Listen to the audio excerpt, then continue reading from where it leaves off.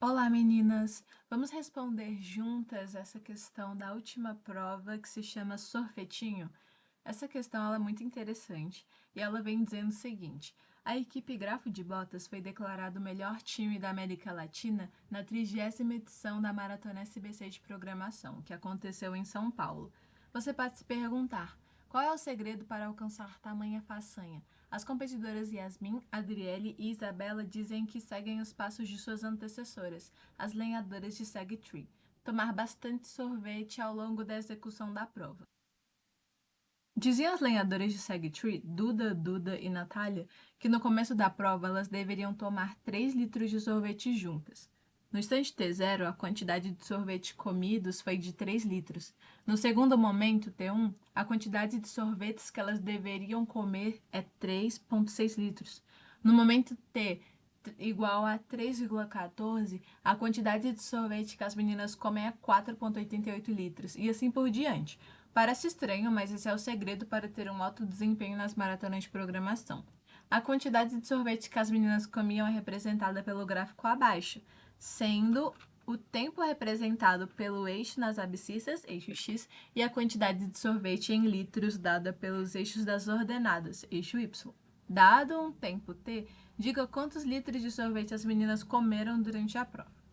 Os dados da entrada e da saída dizem o seguinte: a entrada do problema consiste em um único valor real float com exatamente 2 casas decimais, que é o tempo T decorrido ao longo da prova, e a saída deve ser dada com um único valor real float, com exatamente 3 casas decimais, que é a quantidade de litros de sorvete que as meninas tomaram no instante T.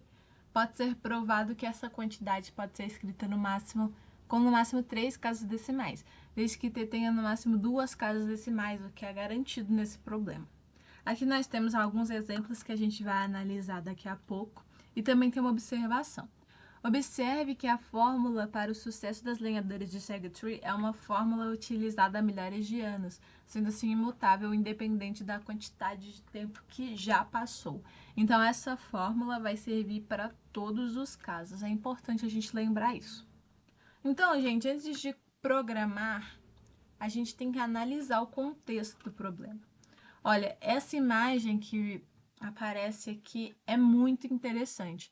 Perceba que a gente tem um plano cartesiano, né, onde o eixo x é o tempo que passou e o eixo y são a quantidade de litros tomados, né? E a gente percebe que tem uma reta que passa por esse gráfico que é justamente quantos litros de sorvete as meninas tomaram ao longo de cada um desses instantes. E se a gente observar esse gráfico, a gente encontra as correspondências dos dados da questão. Então, como a gente já conseguiu identificar qual é a nossa função, vamos estruturar ela melhor? Então, nós temos aqui a função de primeiro grau, onde f de x, a função no ponto x, é igual a ax mais b, sendo a e b duas constantes e x a nossa variável.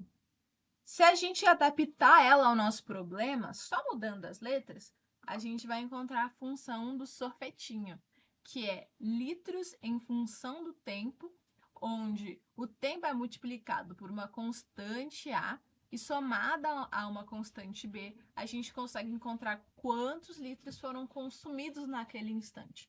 Mas a gente não sabe quem é A e quem é B por enquanto. A questão não te entrega isso de maneira explícita. O que a gente pode fazer então para encontrar esses valores? Primeiro, vamos analisar os dados que a questão fornece. Vamos observar, gente, essa tabela aqui. Em T0, a gente consome 3 litros. Em T1, 3,6. Em T igual a 3,14, 4,88. A partir desses dados, vamos decompor o nosso problema. Olha, tendo em mente que a fórmula geral da função de primeiro grau é essa, vamos observar o momento T0. A gente já sabe que elas tomam 3 litros. E a nossa fórmula é a multiplicação de A pelo tempo zero mais B. Porém, quando a gente multiplica qualquer coisa por zero, essa coisa acaba sumindo. Então, esse A, gente, ele se torna zero. depois de ser multiplicado por zero. Então, na nossa fórmula, só sobra o b. E como o resultado da fórmula é 3, isso, consequentemente, diz que o b é igual a 3. Então, a gente encontra o valor da nossa primeira constante, que é o b. Tendo em mente que b é igual a 3, a gente pode analisar um instante t igual a 1. Olha, quando t é igual a 1, a gente obtém o resultado de 3,6. Nesse caso, o a multiplicado por 1 é o próprio a. E como a gente já sabe que a nossa constante b é 3, então a mais 3 é igual a 3,6. Né? Então, quando a gente isolar o a gente vai perceber que o a é igual a 0,6. Então, a gente já encontrou o valor das duas constantes da fórmula.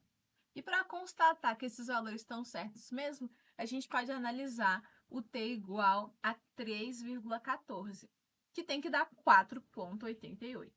Então, a gente conseguiu encontrar os valores das constantes e elas batem certinho com os resultados obtidos na tabela, certo? A fórmula final do sorvetinho é: os litros no instante t são dados por 0,6 vezes t mais 3. Então, vamos codificar essa fórmula para a gente conseguir obter os resultados que esperamos? Abrir aqui a nossa ferramenta Tony, onde a gente programa em Python. E, primeiro, a gente vai dar uma relida no nosso input. A entrada do problema consiste em um único valor real float com exatamente duas casas decimais, que é o tempo t decorrido ao longo da prova. Então, eu vou criar uma variável aqui chamada t.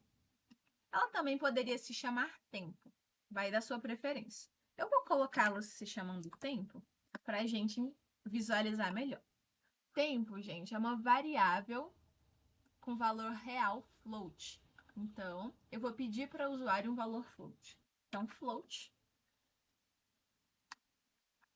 input. Então, quando o usuário digitar esse valor, ele vai ser guardado na variável tempo.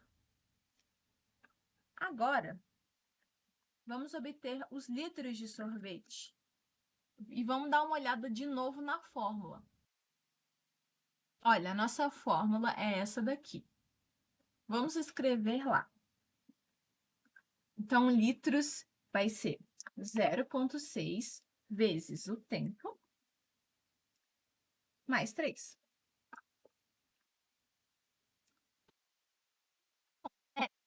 De printar direto esse valor na tela, será que funciona? Vamos fazer o teste? Vamos escrever print e printar o valor de litros. E vamos rodar o código para ver o que vai acontecer. Para ter como base, vamos usar os valores dos exemplos. Então, eu vou começar com esse input aqui, 0,00. Olha, a gente encontrou o valor 3. Ela é a resposta certa, porém, perceba a diferença, gente. Aqui só tem uma casa decimal, mas no exemplo tem 3 casas decimais, pois essa é a exigência do output. Olha, a saída deve ser dada com o único valor float com exatamente 3 casas decimais. Então, como é que a gente pode corrigir isso? A gente pode fazer isso formatando o printf, ou seja, mudando ali como é que ele vai sair. Para fazer isso, a gente usa o F, que lembra formatar, e a gente começa colocando o nosso printf entre aspas. A gente também tem que colocar entre chaves a variável que a gente está formatando. Nesse caso, eu estou formatando a variável litros. E com a modificação que eu estou fazendo em litros, eu vou colocar 3 casas decimais. Então, a gente escreve assim, ó, ponto 3f. Então, isso quer dizer que eu vou colocar especificamente 3 casas decimais quando eu mostrar a variável litros. Vamos rodar de novo para ver se funcionou? Então, vou clicar aqui no nosso play. E vamos tentar novamente com o mesmo exemplo. Agora sim, a gente conseguiu 3,000. Agora, a gente vai testar para os outros exemplos para ver se a gente conseguiu chegar nos resultados esperados. Então, 1, 3,600. Conseguimos. Agora, para o último caso de teste, 612,99. 370,794. Então, conseguimos atingir o mesmo resultado esperado. E também observamos que a nota é realmente de verdade. A gente observou que a fórmula é uma fórmula utilizada há milhares de anos, né, gente? Que é justamente a fórmula da função de primeiro grau. E ela é imutável independente da quantidade de tempo que se já passou. Então, ela vai servir para todos os instantes T. A gente vai conseguir saber quantos litros de sorvete as meninas tomaram. Esse foi o nosso código dessa questão. Se vocês submeterem ele desse jeitinho, ele vai dar accepted, ou seja, resposta correta. E como vocês podem ver, é um problema com um código bem simples, mas a gente precisa estar atento a encontrar as constantes, fazer esse raciocínio lógico e a formatar a saída. Espero que tenham gostado e beijos!